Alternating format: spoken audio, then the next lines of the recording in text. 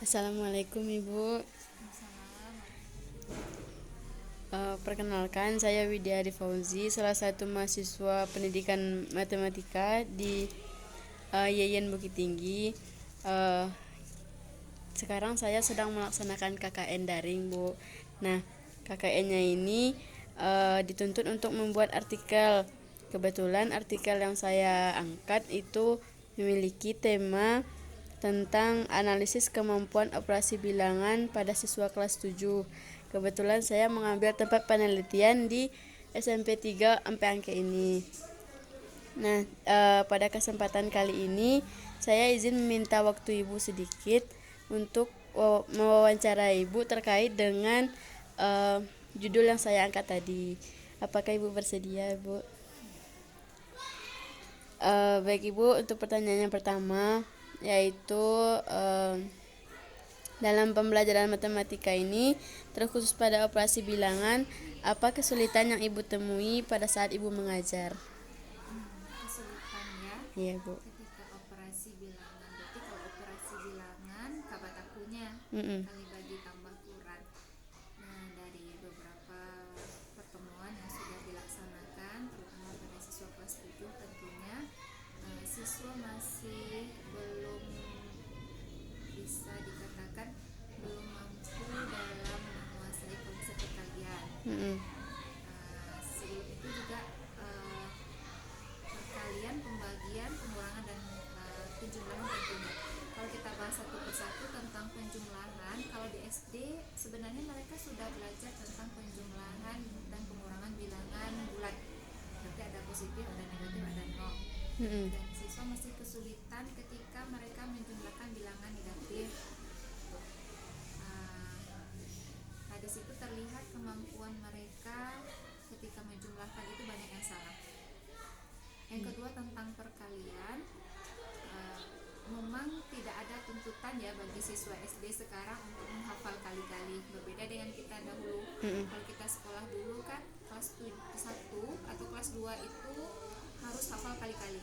Bahkan syarat untuk bisa pulang itu siapa yang cepat menjawab perkalian baru bisa pulang. Iya. Nah, sekarang tidak ada sepertinya tuntutan untuk siswa SD menghafal kali-kali.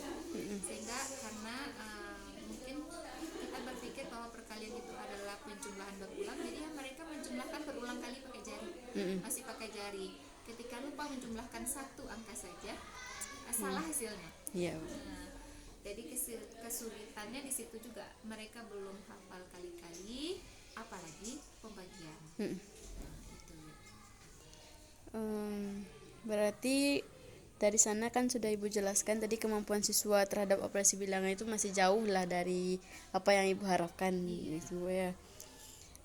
Lanjut Ibu, dengan kemampuan siswa yang seperti itu yang Ibu alami, tentu berpengaruh besar terhadap hasil belajarnya kan, Bu? Iya. Nah, menurut Ibu bagaimana pengaruhnya terhadap hasil belajarnya gitu, Bu? Apakah jauh meleset dari perkiraan Ibu atau bagaimana?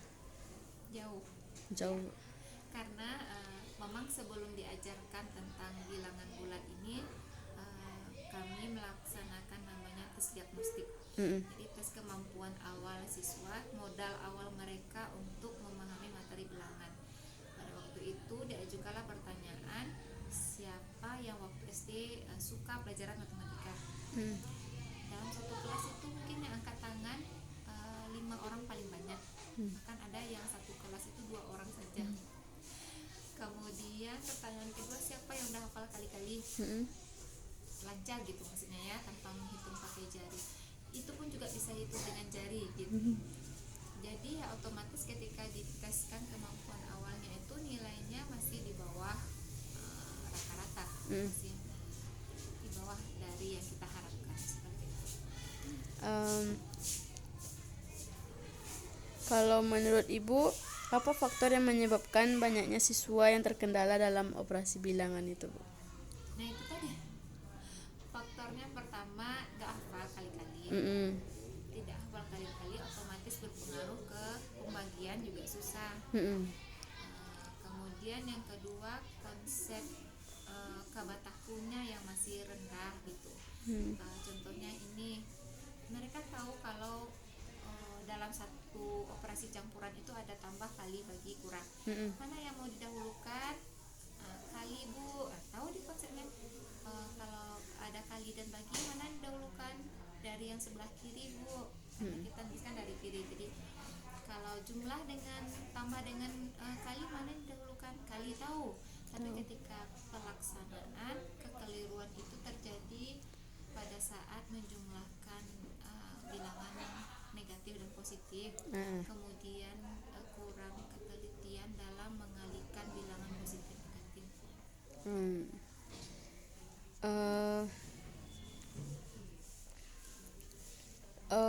Untuk materi, apakah ibu hanya mengandalkan dari buku yang disediakan pemerintah saja atau ibu menggunakan sumber lain, ibu?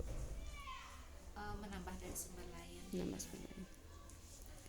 Terkait masalah yang dialami siswa tadi, Bu, terhadap operasi bilangan, menurut ibu apa solusi yang tepat agar siswa itu tidak mengalami kendala yang sama seperti itu lagi, Bu? Kalau yang sudah dicoba dan dipraktekkan, untuk materi penjumlahan pengurangan, ibu menggunakan kartu bilangan positif negatif. Jadi ada, memang tidak kita yang menyediakan, simpel aja, siswa dikasih kertas HPS, kemudian disuruh potong kecil-kecil, nggak usah kertas warna-warni, HPS saja satu lembar, mereka berdua dipotong sampai kecil ukurannya, separuh dijadikan untuk kartu positif ditandai dengan tanda tambah, separuh negatif. Jadi dengan penjumlahan positif negatif mereka bisa dibantu dengan alat itu. Misal contohnya gini, negatif 5 tambah 3. Kalau dulu kan di SD mungkin ada yang mengatakan hutang 5 dibayar 3. Tapi kita berusaha bagaimana agar tidak ada bahasa-bahasa hutang gitu kan, karena tidak boleh berhutang. Jadi yang negatif itu ambil kartu negatifnya 5 tambah 3 berarti positif ada 3. Positifnya 3, terus kita pasang-pasangkan. Nah, yang tidak punya pasangan siapa? Misalnya kan bersisa tuh negatifnya 2. Berarti hasilnya negatif 2.